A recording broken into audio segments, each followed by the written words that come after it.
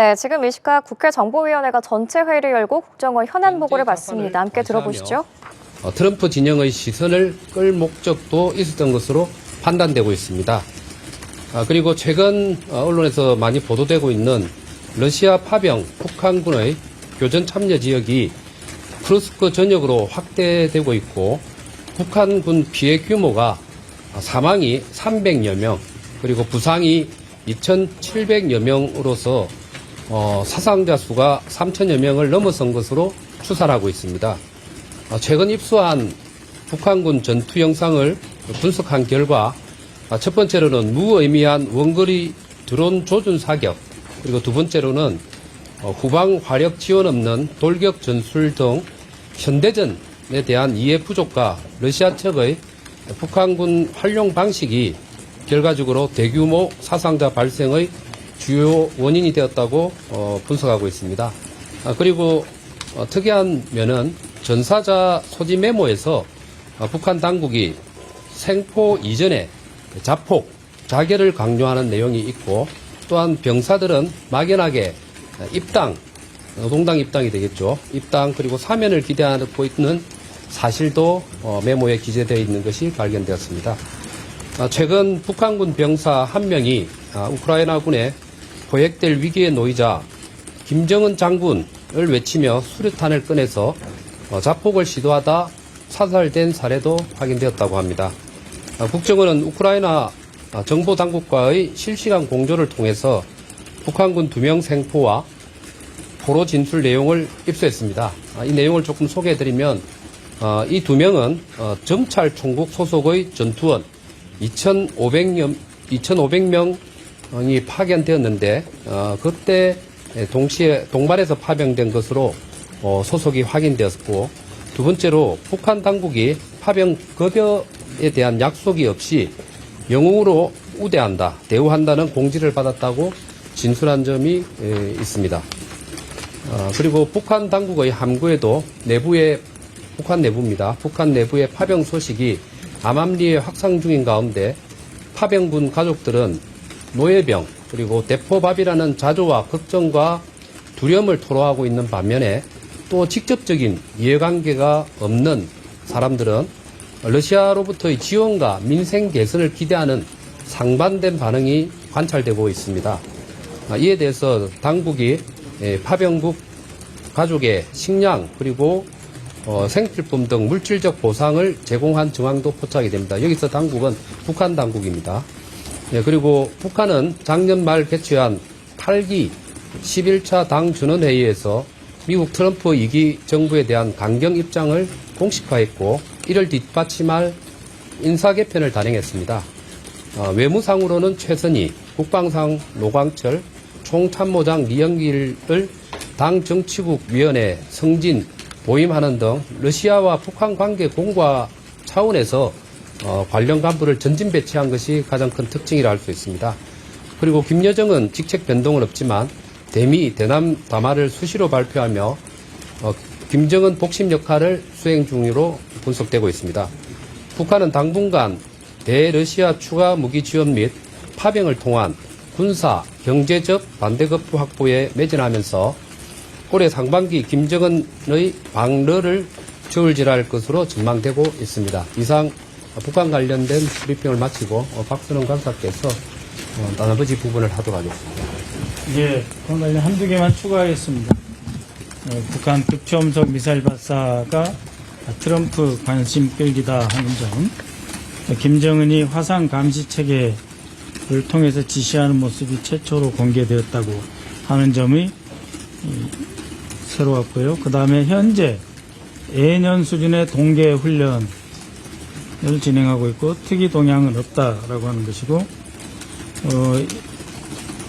회의 결과 북한의 제8기 제11차 당 전원회의에 대해서 보도의 내용과 양이 많이 줄었고 내용도 밋밋했다라고 하는 건데, 그것은 김정은이 지난해에 어떠한 그 정책 성과도 못 냈기 때문이다라고 평가하였습니다.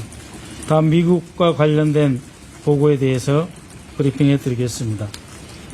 잘 아시다시피 미국 우선주의 정책을 관철시키기 의회 총력을 기할 것이다.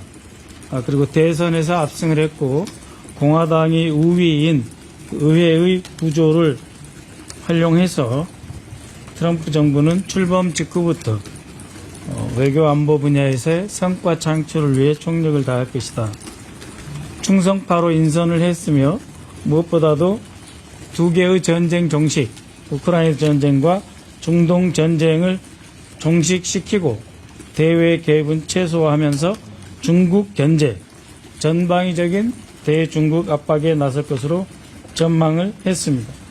그 과정에서 동맹국들에게 중국 압박에 동참할 것이라는 요청도 있을 것이다 라고 하는 전망을 하였습니다. 그간 추진해왔던 한미, 바이든, 윤석열 정부 사이의 확장 억제 부분에 대해서는 아직은 그 장래가 불확실하다라는 보고가 있었고요. 그 다음에 우리 정부는 앞으로 미국에게 우리 대한민국이 얼만큼 긍정적으로 기여하고 있는지 잘 설명해서 대한민국에 대한 인식 제고를 이끌어내야 되겠다 하는 점입니다. 다음 미국과 북한 관계에 대한 분석입니다. 트럼프 스스로 과거에 북한과 김정은과의 정상회담 성사를 자신의 제1기의 대표적 성과로 인식하고 있기 때문에 김정은과 대화 추진 가능성이 있다. 또 충성파인 그레네를 특임 특사로 임명했고 협상론자인 알렉스 웡을 국가안전보장의 부보좌관으로 임명하였기 때문에 대화의 가능성이 있다고 평가했습니다. 단기간 내에 완전한 북한의 비핵화가 발생하기 어렵다고 판단할 경우에 핵동결과 군축과 같은 작은 규모의 협상, 스몰딜 형태도 가능하다라고 하는 점을 지적했고, 인권 문제는 트럼프 일기 때처럼 북한 인권 문제는 소극적으로 다룰 가능성이 있다. 앞으로 우리 대한민국 정부로서는 대한민국을 배제한 일방적인 북핵 거래의 소지를 차단할 필요가 있다라는 보고를 하였습니다. 이후에 많은 의원님들의 현안 질의가 있었습니다. 특히 야당 의원들 쪽에서는 국가정보원법 제4조의 국가정보원의 직무, 형법상의 내란, 외환죄, 군형법상의 반란죄에 대한 정보를 수집하고 배포해야 하는데 그동안 이에 대한 정보의 수집 배포가 정보위에서 한 차례도 없었고 12월 3일 이후에도 한 번도 없었기에 국정원장의 직무유기에 대해서 지적을 하였습니다. 원장은 이에 대해 역량과 인력이 없었다. 국내 정보 업무를 할 수 없어서 못했다라고 하는 발언을 반복하였습니다. 큰 틀에서 이러한 질문과 이러한 유사한 답변이 반복되었다라고 말씀드릴 수 있겠습니다. 원장이 12월 3일 국무회의에 출석한 사실은 인정하였고, 그 외에 홍장원에 대해서 본인이 이 사표 요구를 했다라고 하는 점도 확인하였습니다. 다만 원장이 홍장원에 대해 사표 수리를 하라고 요구한 이유가 뭐냐라고 했을 때 홍장원이 야당 대표에게도 이 체포해야 된다는 그 사실을 알려줘야 되는 거 아니냐라고 해서 사표를 요청해서 대통령실에 요청해서 수리했다라고 한 말을 하였고, 홍장원 차장의 주장에 대해서는 자신은 그렇게 보고받은 바 없다라고 했습니다. 다만 다른 계기에 해당 다른 고위직은 이러한 보고에 대해서 내일 봅시다라고 증언하는 내용이 있었습니다. 그 외에 여러 가지 국내 정세와 관련된 부분에 대한 질의와 답변이 있었습니다.